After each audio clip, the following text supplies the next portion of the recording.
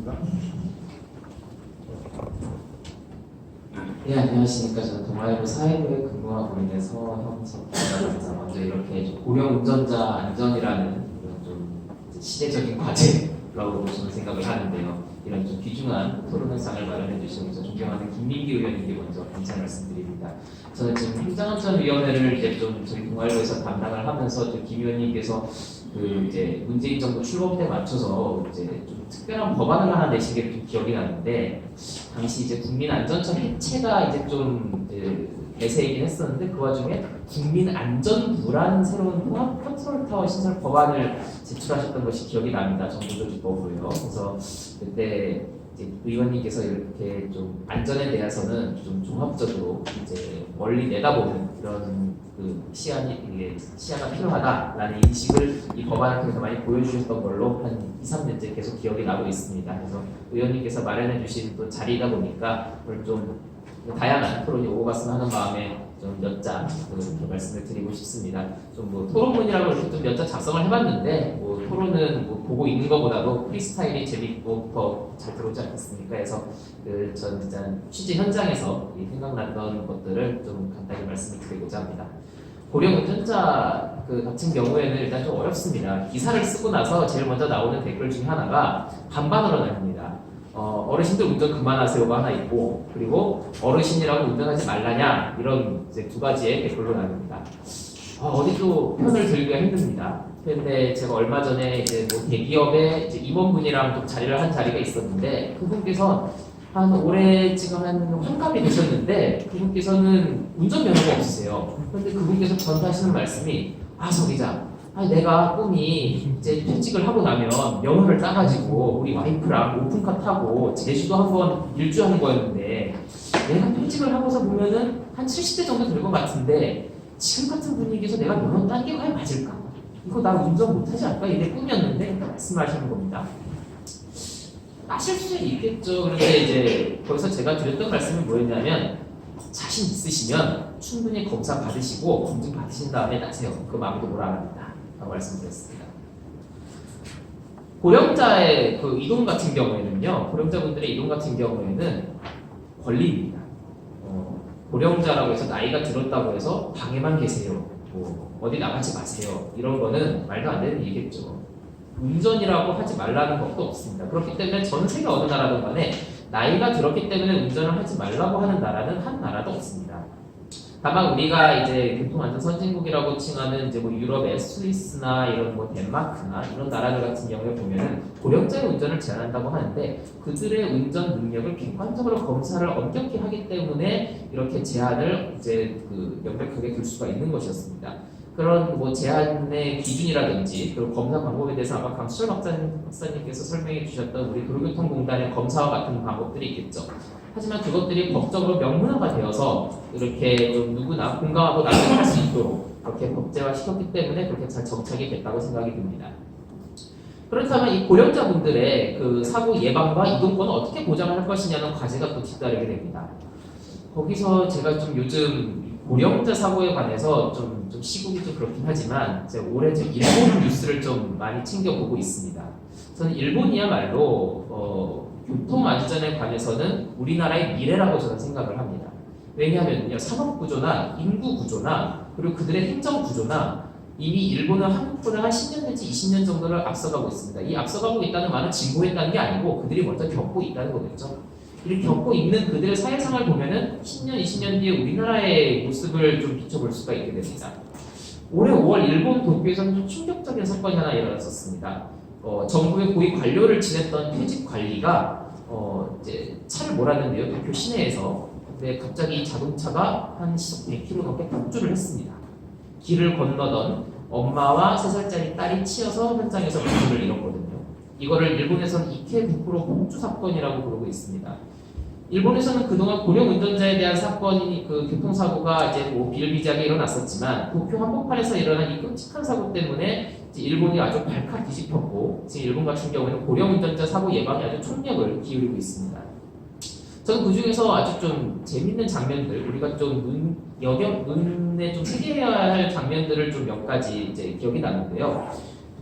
또 이분의 좀 이름을 거명하는 게 좀 부담스럽긴 하지만은 6월 18일 날 일본 내각의 그 관련 회의가 있었습니다. 내각 회의가 있었는데 아베 신조 총리가 직접 이런 발언을 했습니다. 연내 고령 운전자 한정면허 도입을 추진한다. 이렇게 선언을 했습니다. 일본 같은 경우에도요, 아직 고령 운전자분들에 대한 그 구체적인 뭐 운전 능력 평가라든지 뭐 그런 것들은 없었습니다. 우리가 지금 뭐 지자체마다 하고 있는 뭐 면허 반납 뭐 이런 것들을 일본은 98년부터 시작을 했는데 전체 고령 운전자 65세 이상 고령 운전자의 주자 중에 2% 남짓 지금 반납을 할까 말까입니다. 그러니까 실효성에 대해서 의문이 생겼겠죠. 그러니까 총리가 일본 어저께 선거했지 않았었습니까? 선거 한 달 앞두고 고령자 운전 제한하겠다라고 선언을 했습니다. 검증을 해서요. 얼마나 큰 리스키한 일이었겠습니까? 그런데 정부가 이렇게 정부 수반이 이렇게 의지를 가지니까 지금은 대책들이 아주 쏟아져 나옵니다. 경찰청, 국토교통성, 뭐 경제산업성 등등 해가지고 과연 고령자들의 이동권을 보장하면서 어떻게 하면 이들의 능력을 객관적으로 평가하고 운전을 제한 또는 이렇게 또 관리할 수 있을까라는 거에 대해서 지금 연구를 하고 있습니다. 그래서 지금 몇몇 지자체들 같은 경우에는 이 선제적으로 자체 조례를 통해서 단순히 면허 반납에 그치지 않고 고령자의 이동권을 보장하면서 이렇게 좀 안전을 관리하는 방법들을 많이 채택을 하고 있는데요. 두 지자체의 사례만 드리고 좀 말씀을 가름하겠습니다. 제가 좀 어저께 본 뉴스였습니다. 마침 그 TV 아사히라는 채널에서 뉴스를 좀 보다 보니까 일본 도쿄에서 한 뭐 동북 쪽으로 한 50km 정도에 보면 이바라키현이라는 위성 도시가 있습니다. 이바라키현에 보니까 이게 시골 마을이거든요. 자율주행 버스를 굴린다고 합니다. 이바라키현이랑 뭐 국토교통성이 자율주행 버스를 굴리는데 이 6명이 탈 수 있다고 합니다. 이게 보니까 이 산골짜기 마을에 이 자율주행 버스가 들어가가지고요. 어르신들이 이렇게 내가 나가겠다라는 수요를 이제 입력을 스마트폰이나 뭐 전화를 통해서 신청을 하면 이 버스가 객까지 갑니다. 그러면은 이때 때마침 맞춰서 뭐 버스 타려는 분들이 버스를 타고요 집 앞에서 근처 노선버스 정류장까지 갑니다. 무료로 태워줍니다. 자율주행 실험도 해야 되고요. 국토교통성에서는 사고도 줄여야 되고요. 이바라키현에서는 이제 주민들의 이동권도 보장을 해야 되고요. 정부가 이렇게 중앙정부청에서 지원과 지방정부의 호응이 따르다 보니까 이렇게 뭐 예산이라든지 이런 것들이 잘 매칭이 되면서 이런 신개념 이제 고령자를 위한 뭐 이동권 보장 사업이 진행되고 있습니다. 두 번째 같은 경우는 일본 도요타시라고 있습니다. 도요타 자동차의 그 본사가 있는 일본 나고야 근처의 두 위성 도시인데요. 뭐 자동차 회사 본사가 있다 보니까 뭐 세수도 아주 뭐 넘쳐나고 아주 부자 도시입니다. 근데 여기 같은 경우에는 고령자분들의 이동권을 보장해주기 위해서 차를 지원해줍니다. 이 차를 지원해준다는 게 뭐냐면은 차를 거저주는 게 아니라 고령자분들이 나 좀 차를 좀 사야 되는데 뭘 사면 좋을까요? 라고 이제 시청에다 얘기를 하면 시청에서 고령자분들에 위한 그런 안전장치가 마련된 에이다스라든지 이런 뭐 경보장치라든지 차선유타 경보장치 같은 이런 첨단 장치가 구비된 차량들을 보조금을 지원해줘서 이렇게 줍니다. 그럼 이 차는 어디서 나오냐? 중앙정부가 이미 마련을 해놨어요. 지금 뭐 우리 열심히 지금 뭐 괴롭히고 있는 선봉에 있다는 경제산업성, 이게 경제산업성의 주무부처긴 한데 이 경제산업성에 사포카라는 제도가 있습니다. 서포트카, 일본 말로 사포카라는 제도가 있는데 뭐 도요타, 혼다, 스즈키, 뭐 심지어 BMW, 벤츠, 폭스바겐 같은 외제차까지 고령자분들에게 맞는 차가 이런 거다라는 기술적인 표준 규격을 내놓고 자동차 회사들이 이런 거를 만들어 팔도록 하고 있습니다. 여기다 구매 보조금을 지자체가 지원해 주는 거죠. 그렇기 때문에 이 사포카를 타고 이 제 사포카에 제한된 한정면허를 몰고 고령자분들을 다닐 수 있게 되는 겁니다. 자, 그럼 요새 결론을 좀 드려보고 싶습니다. 지금 우리 면허 반납 제도는 이제 각 걸음마를 뗐다고 생각을 합니다. 2017년 대비 2018년에 면허 반납률이 2배 이상 큰 폭으로 올랐기 때문에 이제부터가 시작인 거겠죠. 하지만 일본의 사례를 봤을 때 저는 이게 과연 실효성이 있을까에 대해서는 좀 의문이 듭니다. 하지만 아쉬운 거는 지금 국회에 발의되어 있는 수많은 교통안전 관련해서 고령 운전자분들에 대한 관련 법안을 보면 면허 반납이 주류입니다.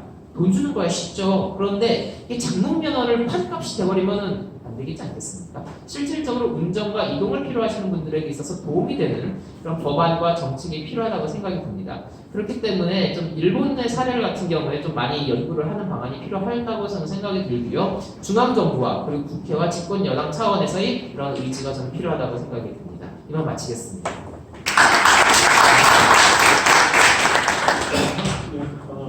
사실 일본은 뭐 저 정치가한테 별거 하나도 없습니다만 안전에 관한 참 배울 게 많습니다.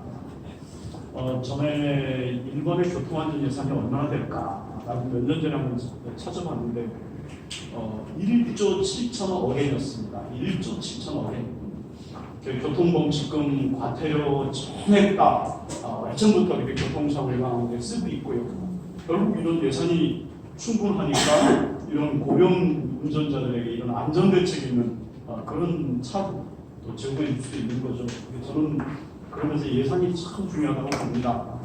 그래서 뭐 오늘의 주제하고 관계는 없습니다만 교통범칙금, 과태료, 교통벌금 이런 것만이라도 우리 교통사고에 쓰여져야 된다고 봅니다.